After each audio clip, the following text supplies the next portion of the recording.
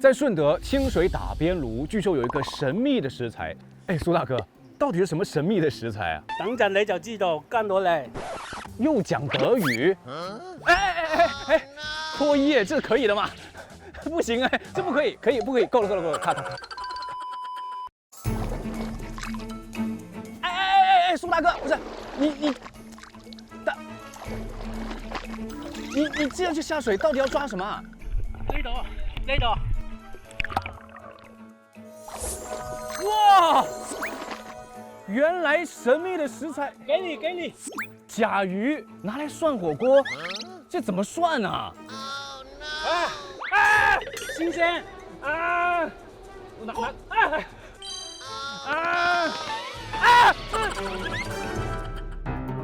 一口锅，一煲汤，不同的人在不同的国家吃出千百种花样。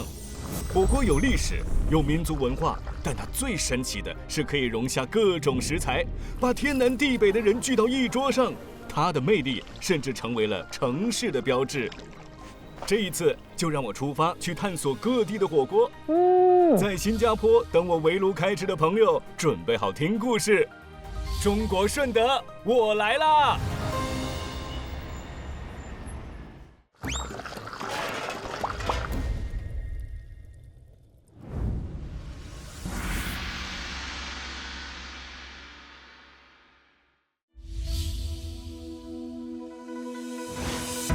在广东吃火锅叫打边炉，广东人吃火锅自成一派。当外界在为火锅该不该辣吵翻天，顺德老师傅却端出了一锅清水和白粥。就像武林高手从不用蛮力，顺德人也用最温柔的招式打出美味暴击。鲜就是他们的至尊秘籍。广东的饮食文化影响力遍布世界，在新加坡，广式火锅打边炉也有一票忠实粉丝。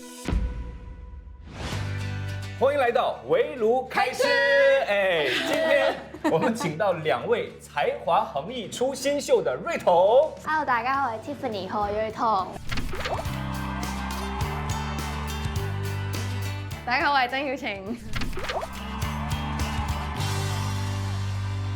Hello， 大家好，我係凌軒。林軒。朗軒，2位跟我在一起，我们就是一个大湾区。是的。港、澳、深圳读书的，所以也算一个圈嘛，对不对？围炉开吃不只是边吃边聊，还要一路解锁火锅知识。2位嘉宾将通过5轮游戏分胜负，接受最终的奖励和惩罚。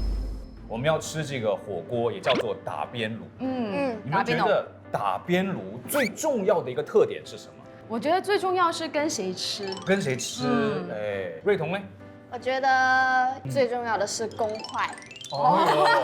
但是我跟你们说，我印象中打边炉最重要的是那张桌子一定要有一个这个东西，吃火锅烧黑的一个东西，你就觉得这个打边炉很正宗。没错。另外就是食材方面，2位打边炉的食材最喜欢吃的是什么？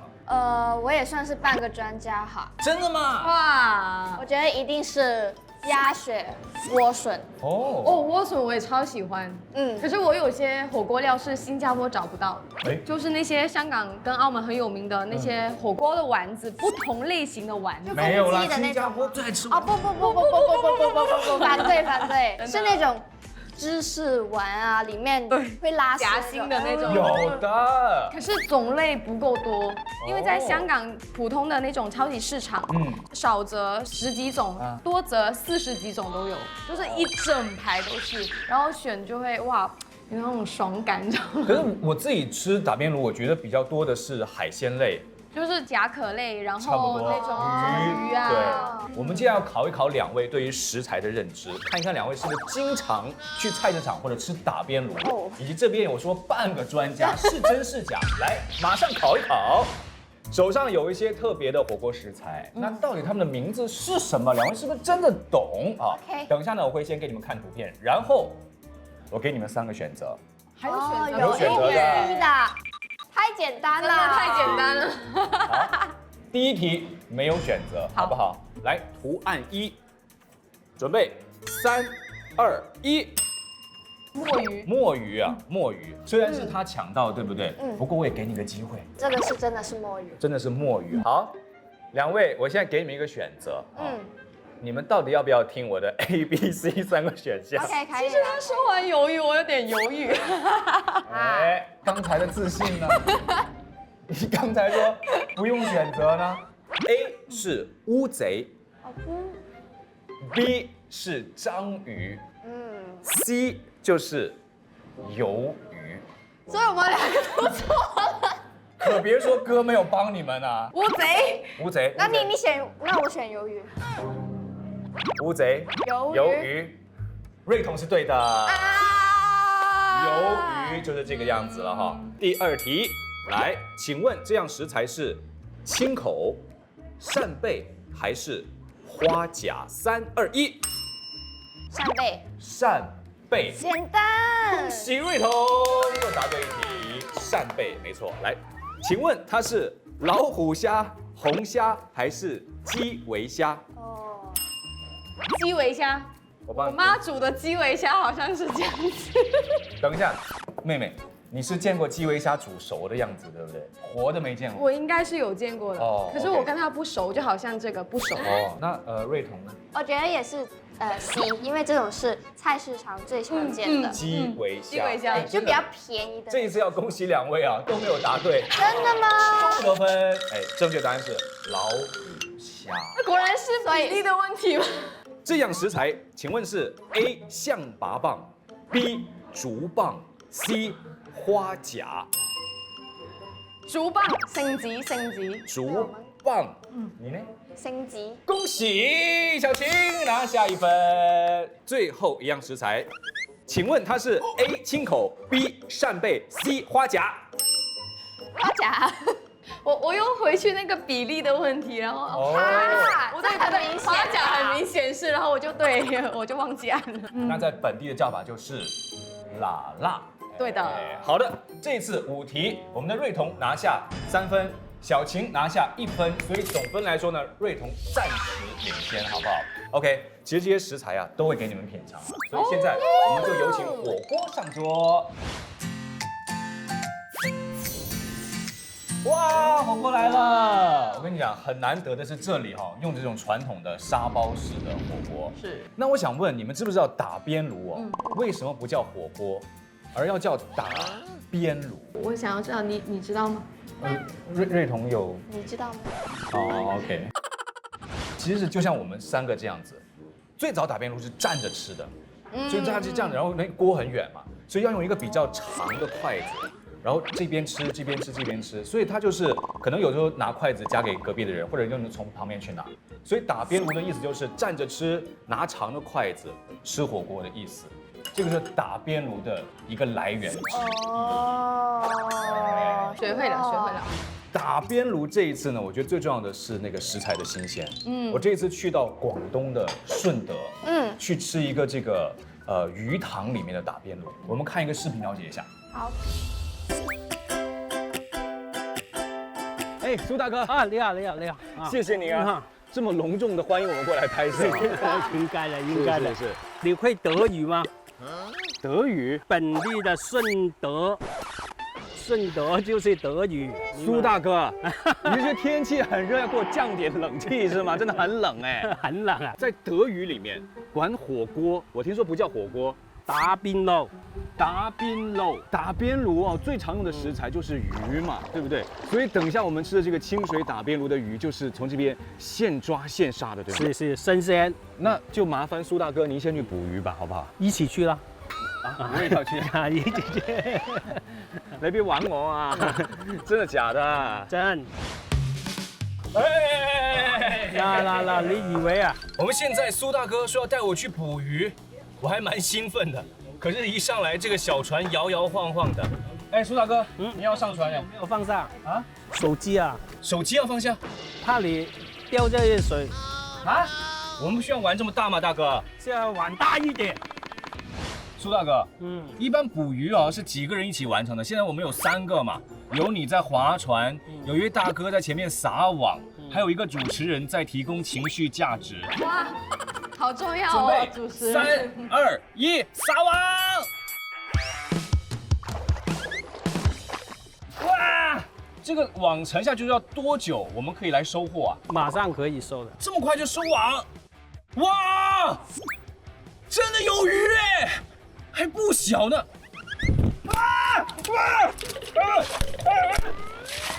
哇，真的捕到一条鱼！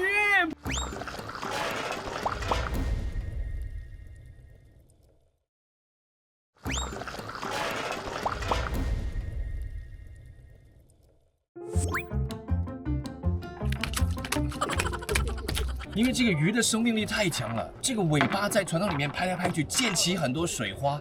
我的现在身上全都是水跟泥，哎，也帮你擦一下。我们要再次下网了吗？哇，好多鱼啊！哎，这个什么鱼？鲤鱼？草鱼。草鱼。跟你在船上的角色一样。这个就是我们今天要吃的鱼，对吗？我们捞到了。哇，今晚有鱼了，可以围炉开吃啦！呜呼！苏大哥，这就是我们今天刚刚捕捞到的这个草鱼。我听说你们这边这个清水打边炉哦，这个要把鱼片成就像蝴蝶一样，对不对？两片的，意思上就蝴蝶这个两片，这个两。蝴蝶2片，比翼双飞，见证奇迹的刀法。那这第一刀翻一下，哦，翻一下，然后第2刀就断了。哦，看什么叫双飞，就是呢切2刀，把它从中间打开，这边呢还有鱼皮作为连接，但是呢整个鱼片非常的大片，而且哇晶莹剔透哎。第1刀就是切的不要太狠嘛，第2刀整个切下来嘛，来，没错。各位观众，双飞完成啊！你很厉害耶，还不错吧？不错不错不错。好。顺德的清水打边炉，这清水真的不是噱头来的。哎，苏大哥，真的是一锅清水啊，没加任何的调味。没有。哇，那这个没有任何调味的话，不就很考验这个食材的新鲜程度吗？对了。你看那个甲鱼，是我们上午的时候亲手去抓的。是啊。这个草鱼也是我们亲手片出来的。这个是黑毛节瓜，这个是沙虫、猪肠、鲮鱼皮、鲮鱼肉、贵妃肉。苏大哥，这么多食材全靠一锅清水煮熟，那么蘸料真的是非常之重要。对了，因为它是唯一的调味嘛。在桌上我们的蘸料蛮多种的，五花八门，到底该怎么调呢？我是真的不懂。不过不光是我不懂，在新加坡的他们也不懂。清水打边炉的这个蘸料该如何安排？不同，懂我觉得不懂不同的人有不同非懂的感，是吗？对啊，我觉得就是按自己的喜好去调自己适合的酱料就可以。真的哦可是如果有鱼的话，姜就很重要。哎，那这个清水打边炉到底蘸料要有哪些内容在里面？考一考2位，看谁能够猜到最多的调味食材。 OK，要不这样一人讲一个？可以。讲一个你先。你講咩？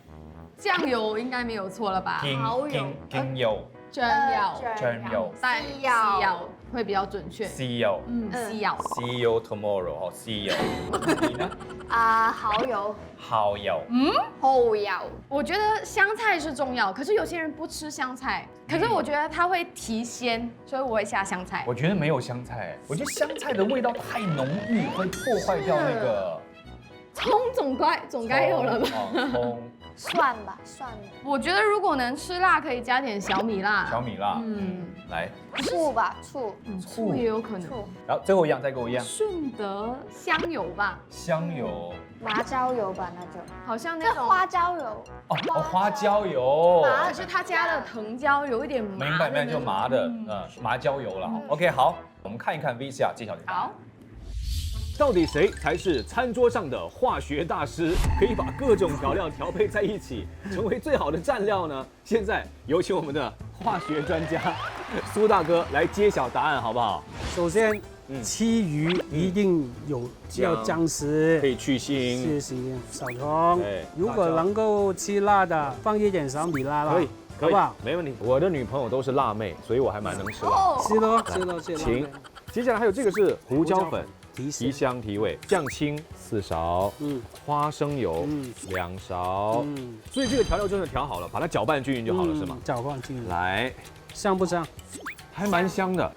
到底这个鱼片吃下去是什么口感？我还蛮迫不及待要尝试的。哦，肯定很这样就好了，很鲜很鲜。因为鱼片切到很薄，所以呢，简单的汆烫可能都没有10秒钟。没有。鱼肉卷起来，真的像蝴蝶的形状一样。短一这样哦，好想吃。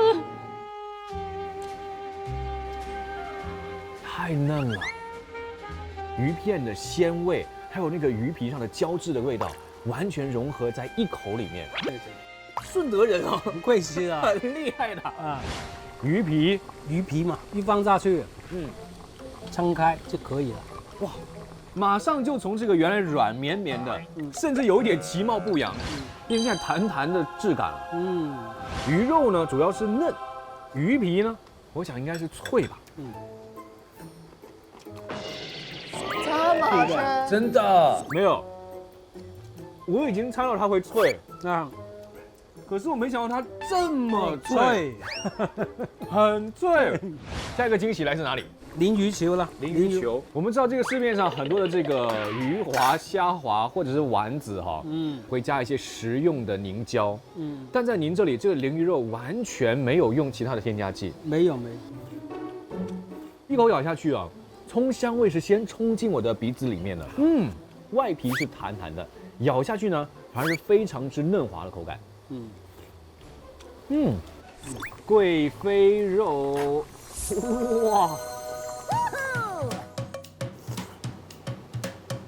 哇，又香又滑。我觉得哈，吃完它之后有做皇帝的感觉。对，来，杀虫入锅，可以了吧？来试一试，这个我真的没有吃过哎，也是脆的，因为它里面好像还有一些其他的肉在里面，所以外表脆，里面糯。真的是我第一次吃，是吧？胶原蛋白重，这个胶原蛋白很多啊，哇，又美容又养颜又滋阴。来，哇，苏大哥，这个甲鱼啊，我跟你讲，真的是难能可贵，因为是你潜下水，亲手帮我抓回来的。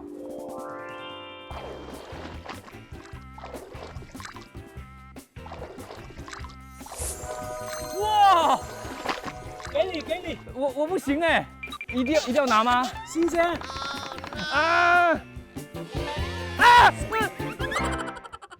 苏大哥，其实我跟你讲，我一直以为甲鱼哦，它那个贝壳是很坚硬的，可是今天你去抓它的时候，我那个摸了一下那个触感，其实它的贝壳也是有点软软的。甲鱼的肉质啊，它比鸡肉更有嚼劲一点，更弹牙一点的。看，这个是胶原蛋白，很弹，很弹。这口汤刚刚喝下去啊，其实感觉的味道非常的寡淡，只有淡淡的这个水瓜的清香在里面。可是再喝下去，就会尝到甲鱼的鲜味，还有这个姜的那种调味在里面。哇！今天又是解锁了很多我人生中的第一次啊！我觉得在顺德，因为食材获取容易又非常之新鲜，所以在这里品尝美食，你的味蕾一定要非常之敏感。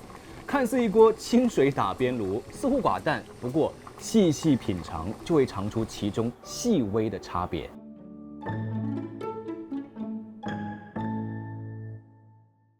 OK， 好，这个顺德清水打边炉就包括了姜丝、 OK，青葱、 OK，小辣椒、胡椒粉、哦，OK， 去腥味的。酱油，说饭这边一个都没有啊，是哎，以及花生油。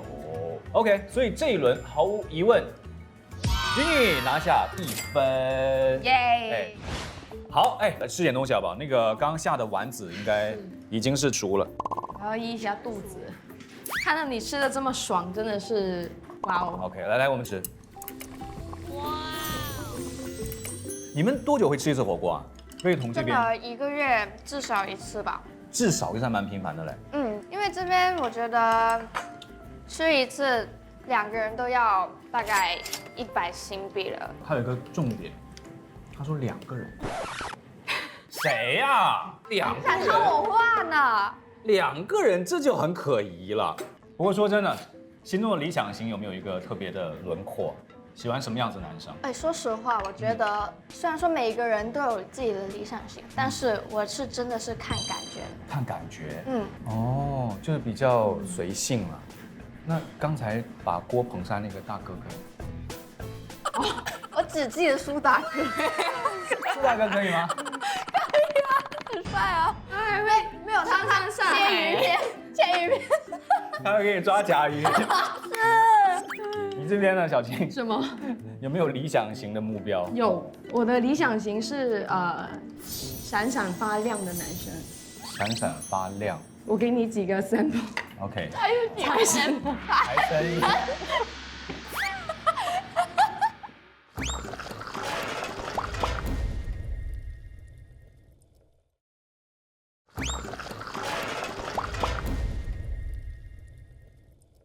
OK， 我举个例子啊，比如说你们男朋友，你们会帮他剥虾吗？还是你们希望对方帮你们剥虾？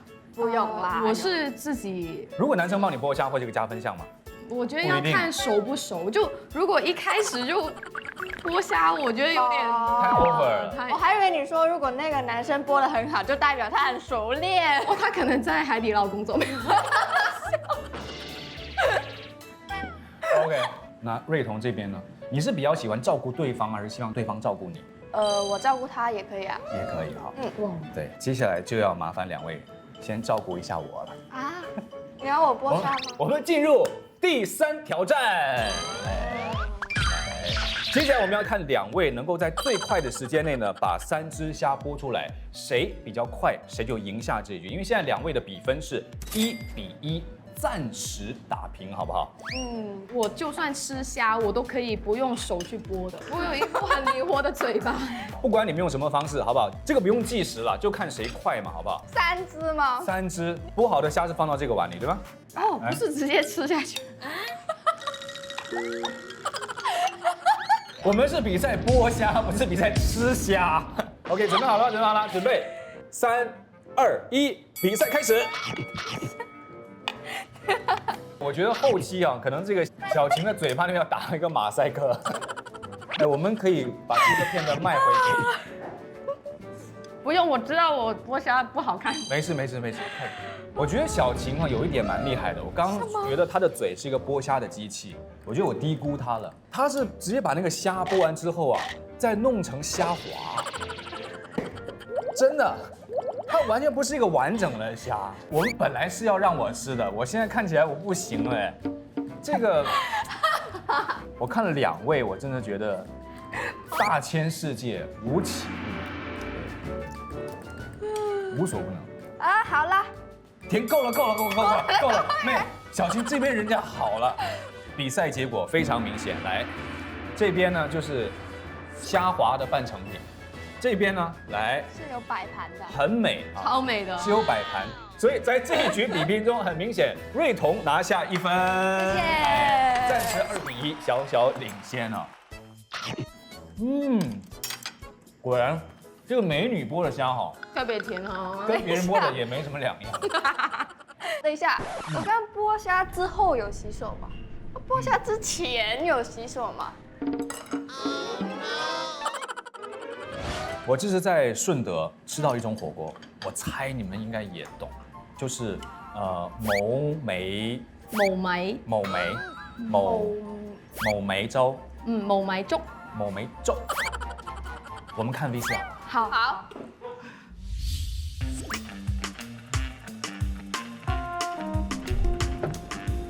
要了解一个城市的美食，最好的办法就是询问当地的司机。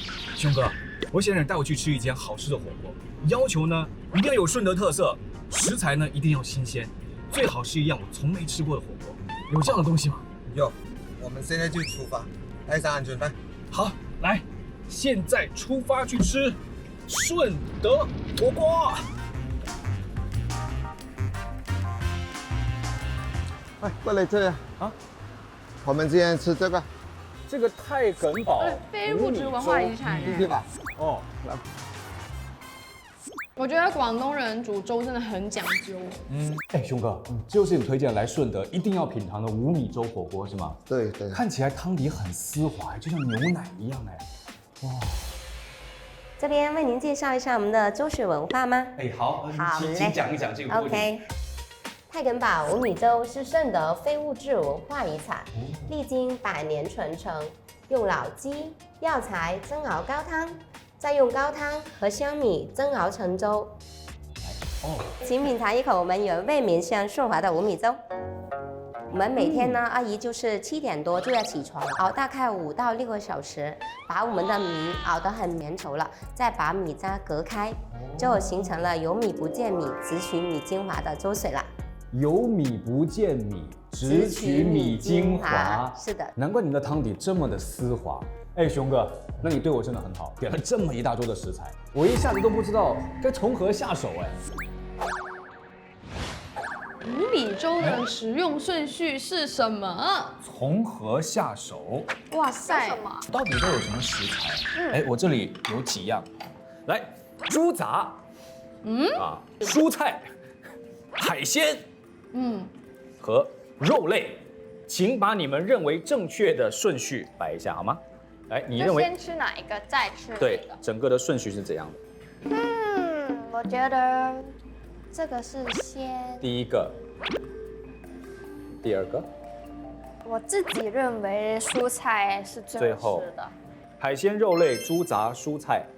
我也认同这个顺序。所以现在是2位的答案都是一样的，对不对？我认同它的排法。来，我们看看答案。我觉得还是要请专家给我们讲解一下，到底这个五米粥火锅下菜的顺序是怎样的？我们太埂堡五米粥特色吃法是1鲜2荤3素4粥，把所有东西都烫煮完之后，最后面喝粥，才喝出我们的精华。来吧，按照刚刚说的，先下的是白贝。好。哇，这个特别鲜甜。的确，我这辈子吃过的火锅基本上都是比较清的汤底。我说的清，不是说它的味道比较清，而是它的质感比较轻。可是粥底火锅呢，它那个粥的那个汤哦，蛮粘稠的。有的时候我真的觉得它真的应该叫火锅还是叫粥呢？好新鲜啊！你们看看这个剥虾，朋友们，你看那个虾壳多好剥。来，平时吃鲍鱼最怕的就是肉质太厚，味道进不去。但是呢，经过这个粥水煮过之后呢，鲍鱼保持它的 Q 弹跟口感，而且它可以很好的锁住这些海鲜的鲜味在里面。1鲜完了，2荤了，对吧？这个牛肉我看是肥牛，对吗？对，这个是黑松露猪肉。这个粥水其实它的味道是比较寡淡的，所以我们先把贝壳类的鲜味下进去呢，再放荤菜又有的肉的香味，煮到后面啊，这个五米粥的味道就更加的多元，更有层次。哇，我好像没怎么吃过这样的方式啊，把这个猪肉做成猪肉滑。可以吧？它的黑松露味不是那种非常具有侵略性的味道，反而是跟这个猪肉的肉香味相得益彰，吃起来呢有嚼劲，又有纤维，又有颗粒感。肥牛，这个肥牛哈，吃起来很有日本和牛的味道，我没有骗你的，它很好的保留了牛肉带有一点点脂肪的和牛奶的清香在里面。可能啊，赢就赢在这锅锅底是粥，而不是普通的汤底。这个叫捞味菜，也是本店的特色啊。这个捞味菜一下进去啊，整一锅就变得色彩非常的鲜艳又很多元。来，熊哥，我们下猪杂。现在整个粥底呢，蛮有滋味的，味道的层次非常的多元。太爽滑了！哎，熊哥，我发现哦，在我们新加坡，可能粥是你一天中只能其中的一餐，但如果在顺德，好像无论早中晚，甚至宵夜，你们都可以吃粥。这个是顺德一个粥的文化吗？对，因为我们早上基本上都是吃粥，猪杂粥啊、鱼丸粥啊之类啊，反正以粥为主，各种各样的菜，都可以煮得出来的。所以看得出啊，一锅粥是养大了顺德人，而顺德人也把粥的文化发展到食物的各个方面，无论是作为早餐、作为午餐、作为宵夜，甚至做成火锅都可以。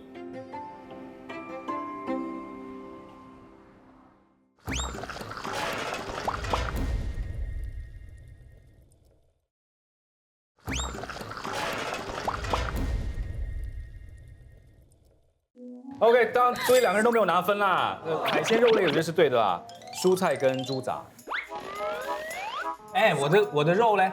你的肉它在在我的碗里，不好意思。没事，在飘还有扬。来，我想问哦，你们会不会因为一样食物专门安排一次旅行？会。你是会的。之前有过这样的事情吗？我们真的有为了去吃某个东西去了顺德。我最夸张的一次是我梦见了一个食物，我起床就订机票了。好羡慕哦！之前在台湾读大学的时候，我很喜欢吃一个阳春面。为了一碗面？是的，真的很素的一碗阳春面。我也是做过这样的事，对不对？年轻过嘛，大家都。OK， 说到这个顺德，还有一样卤水火锅，你们吃过吗？卤水？卤水就有卤味了，卤水哦，没有哎，真的。那不会很咸吗？对，我听名字也会觉得很咸，但是真的惊艳到我。来看 ，OK。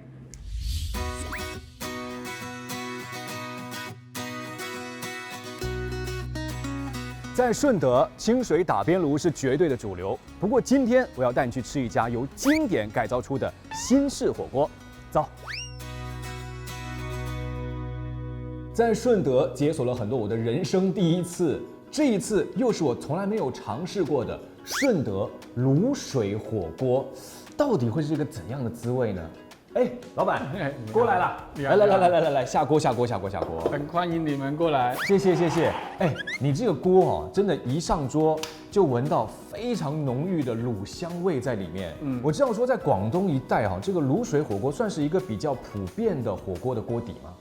不算，整个广东吃卤水火锅的地区应该是汕头。哎，那老板，这个顺德不算是潮汕地区吗？为什么你们也有你们的卤水火锅呢？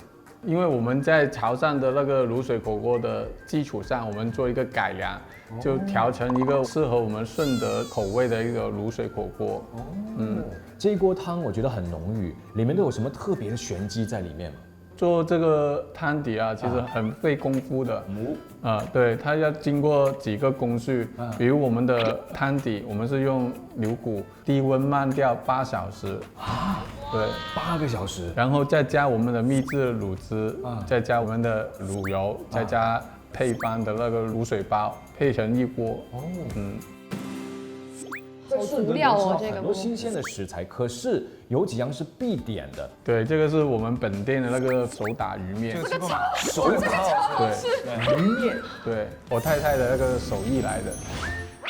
我们先用新鲜的鲮鱼取那个脊肉，然后用刀把肉刮出来，顺着来刮就避开那个鱼刺，所以吃起来是没有鱼刺的。那你怎么保证它可以有胶质粘在一起，最后再把它压成面条呢？这个就要靠我的手艺啦。鲮鱼有一个特性，遇盐会起胶，然后要用力的要摔打，那个胶质会出来，吃起来就会有很好的弹性。旁边这个是什么？狮头鹅鹅肠。为什么一定要用狮头鹅的鹅肠呢？因为狮头鹅的鹅肠呢比较厚，比较长，比较好。这个我认识，这个应该是猪肝吧？不是，这个是粉干，狮头鹅的粉干。哦，鹅肝。对，这个是鹅掌、生蚝，然后在旁边的猪皮筋。猪什么？猪鼻筋。这我没吃过哎。基本上出了顺德里就很难吃得到这个猪鼻筋的了。好，这么多食材，现在问题要来了哈，这4样是你们的招牌嘛？鱼面、鹅肠、鹅肝和鹅掌，分别要煮多长时间才能熟呢？哇塞哇塞，我也完全忘记了。OK， 好，瑞彤帮我拿住这4样食材，好不好？4样食材呢，分别对应着不同的煮的时间，有的10到12秒，有的25分钟很，明显，我觉得这个答案有的9秒，有的3到4分钟。所以请给出你认为正确的烹煮时间。好。我觉得肝它是比较薄，刚刚看到，如果煮久的话，它会变得很柴，然后它吃下去会好暗呢，10秒吧左右。粉干10到12秒。我觉得鹅掌要煮25分钟，因为我要软嫩的话要煮比较久一点。我们看一下小晴的答案哦，鹅肠10到12秒，鱼面3到4分钟，鹅掌25分钟最久的。另外是粉干9秒就可以吃了。接下来到瑞彤，我同意这个，也同意这个，但是这2个我觉得换一下吧。换一下 ，OK， 基本上就是肠跟粉干，到底哪个更长，哪个更久有分歧，对不对？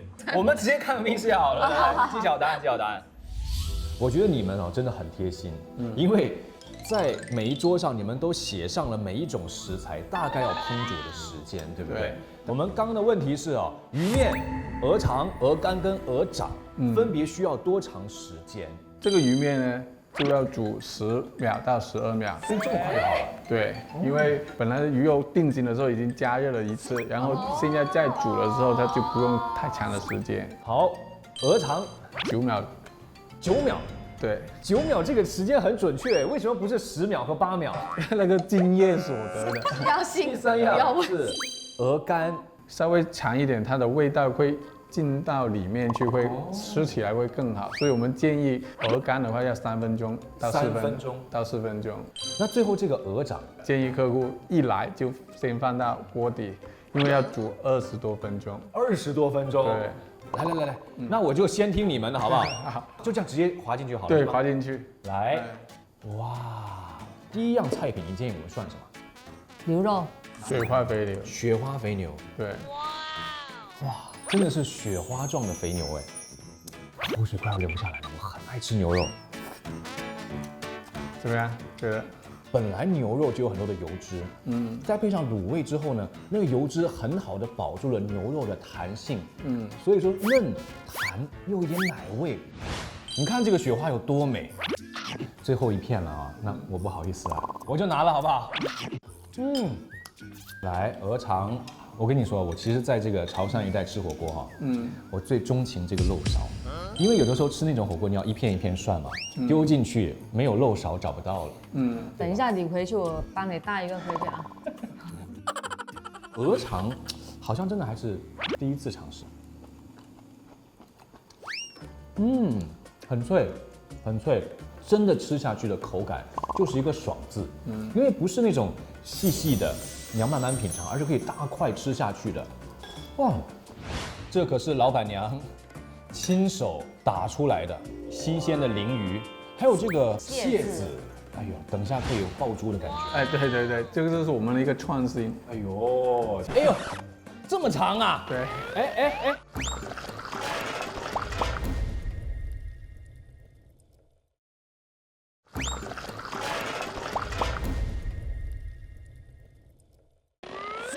哎呦，这么长啊？对。哎，很 Q 弹的，很有嚼劲的。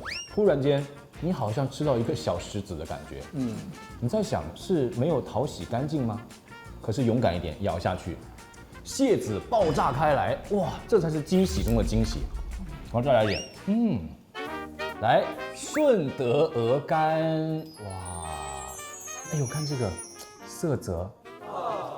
刚一吃下去呢，没有太多的味道在里面，但是过了3、4秒之后，那个鹅肝的香味开始在嘴巴里面散发出来了，会有那种短的那种 Q 弹的感觉，老板最得意的猪鼻筋，你有帮我把那个鼻屎都清干净？清干净的，放心。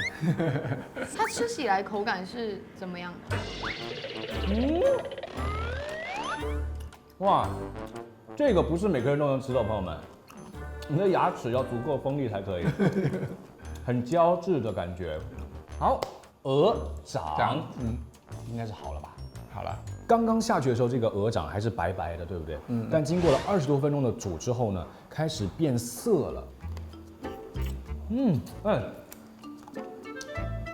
不会因为说煮的时间只有20多分钟哦，你就觉得它很难咬，不会，一咬很容易脱骨，而且那个鹅掌上面的那个胶会粘住你的嘴唇，哎，对，这是什么？胶原蛋白啊，多吃一点，哎，给老婆拿一个。哎，我觉得你们很多自己的想法跟创意，你们看起来也蛮年轻的，做这个餐饮业多久啊10多年了。 10多年。对，当时为什么想要进入餐饮业？因为我们两公婆都比较喜欢热闹，开一家店交1万个朋友，其实这个是我们的一个初心，因为我们喜欢跟大家吃吃喝喝聊聊天。这个世界上如果用一种食物能够交到朋友的话，那就是火锅。所谓围炉开吃，要的就是交朋友的感觉，对不对？对。虽然两个人各有对错了，不过瑞彤对的相对多一点，对不对？哦，哇，我有点想念那一餐了。所以它那个汤是不会很咸吗？那个汤，我跟你一开始想法一样，就是会不会很咸？我觉得好的汤底是它不是只有一种味道的，它有咸的味道，有香料的味道，最后吃进去之后带着鱼味，带一点甜的味道，真的是厉害。有层次哦。那我们在新加坡开一家店吧。就卖这个卤水火锅，交2万个朋友。今天所有的 PK 里面，我赢吗？今天礼物在准备礼物之前，我们当然有个小小的惩罚，我们特别为你准备了一个绕口令。这个绕口令呢需要加点难度，要你的家乡话。哦 ，OK， 就是广东话哦。OK， 我呢先为你做一个示范，你做示范，我做示范，我做示范。哇，那我就要听清楚了。我也不懂这个字啊，这是什么？蛙的刮完金骨夾刮金骨。哎对，割金角嘅刮金骨嘅刮該割股。哇，大概是这个 OK。如果你要说的比我更溜更顺，好不好？但是我是一个很低的标准哦。准备好，机器，绕口令3、2、1。刮金刮吉刮金吉，刮龜刮骨刮筋骨，刮完筋骨刮金吉，刮完龜骨刮雞骨。哇，厉害厉害！哇，它是一个鸭子哎，多一次。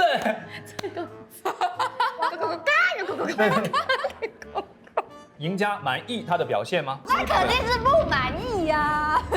我其实很满意了，可是既然我们的冠军不满意的话，那我们就要请收下这一份大冒险挑战，在路上随机找路人 OK， 说出以下的这一些土味情话。我陪他一起做。哇，走啊！我觉得瑞彤哦，不光是这个智慧、幸运呢，另外有情有义，对不对？愿意陪你一起，有一份特别小小的礼物，也是从这个广东顺德卤水火锅那边带回来的，来要送给瑞彤。谢谢，我可以现在开吗？你可以现在吃，现在喝都可以。这个就是我们香在油吗？吃火锅里面非常重要的这个油，这是我们节目没有看，一点小小的心意，好不好？来，这个礼物也送了，胜负也分出了，挑战也要马上开始了。再次谢谢两位陪我一起围炉开吃，下一站去到户外大冒险。我觉得你特别像我的一个亲戚，你像我妈妈的女婿。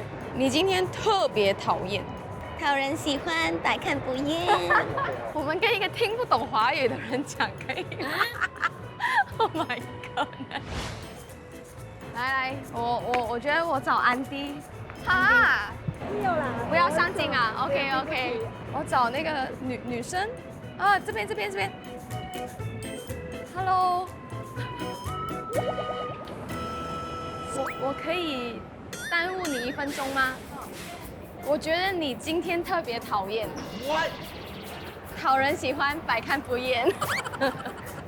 谢谢。祝你有个美好的一天。好，谢谢。找一个最年轻的好不好？ You look like my 什么 ？My mom's son-in-law。No，他是不是没有听清楚我在说什么？可能你不是他的菜，可能是吧。对，可能我失恋了。虽然你们在这个街头搭讪遇到小小挑战，不过你们的诚意感动了上天。哇，已经在下雨了，正是围炉开吃的好天气。我们再补2口，走。走。